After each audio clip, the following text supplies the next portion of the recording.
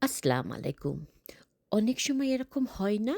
একটু বিশ্রাম করছি, হঠাৎই বলা নেই কওয়া নেই, বাচ্চা-কাচ্চা সহ মেহমান এসে হাজির। মুখে কিছু না বললেও মনে, মনে প্রচণ্ড বিরক্তি নিয়ে মেহমানের জন্য নাস্তা বানাই, চা চা করে দেই, যত্ন করে প্লেটে সাজিয়ে দিই। আবার সবশেষে সুন্দর করে বিদায়ও জানাই তাদেরকে, তাই না? আবার ধরেন কখনো, কখনো একদম শরীর ভালো লাগছে না বা মন ভালো লাগছে না।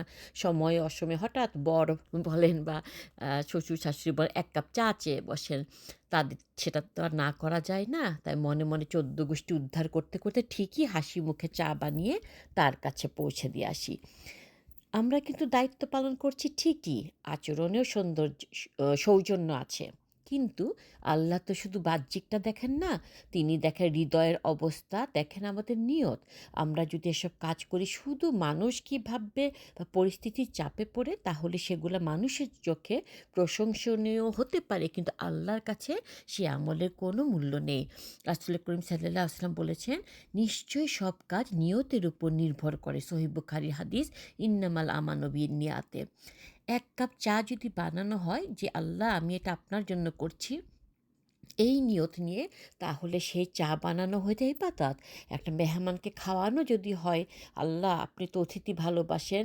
এই ভাবনাটাতে তখন সেটাও সওয়াবের কাজ হয়ে যায়। কিন্তু যদি নিয়ত ঠিক না হয়, তাহলে কাজ যত সুন্দরই হোক না কেন, আখেরাতে তার কোনো ওজন নেই। আমরা মহিলারা এমনিতেই সারাদিন পরিবার নিয়ে বিজি থাকি।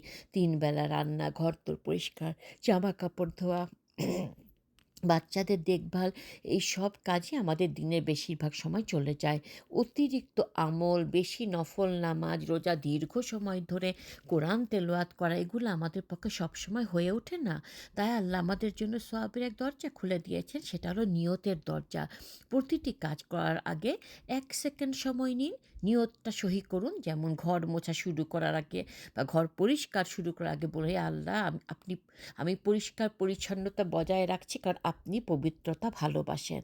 বাচ্চাকে ঘুম পাড়াতে, পাড়াতে ভাবুন, "আল্লাহ আপনি আমাকে আমানত দিয়েছেন, আমি তাকে স্নেহ দিচ্ছি আপনার আদেশ মান্য করে।" রান্নার সময় ভাবুন যে, "আল্লাহ আমি আমার পরিবারের জন্য রান্না করছি, সুস্থ থাকে যেন তারা।" এগুলি সব মাথার মধ্যে যদি নিয়ে রাখতে পারি, এটা আমাদের জন্য খুবই ভালো। চায়ের কাপ নিয়ে যেতে, যেতে যদি বলি, "ইয়া আল্লাহ আমি তার খেদমত করছি কারণ আপনি আমাকে বড়দের সম্মান করতে বলেছেন।"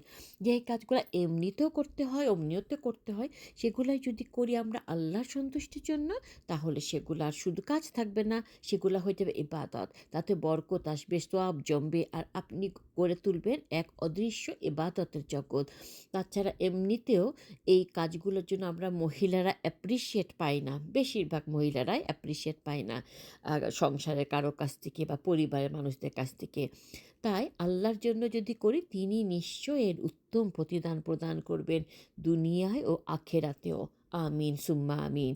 এই লিখাটা আজকে আমি কালেক্ট করেছি পিস অফ জান্নাহ গ্রুপ থেকে। আল্লাহ তাদের উত্তম প্রতিদান প্রদান করুন। ভালো থাকুন সবাই। আল্লাহ হাফেজ।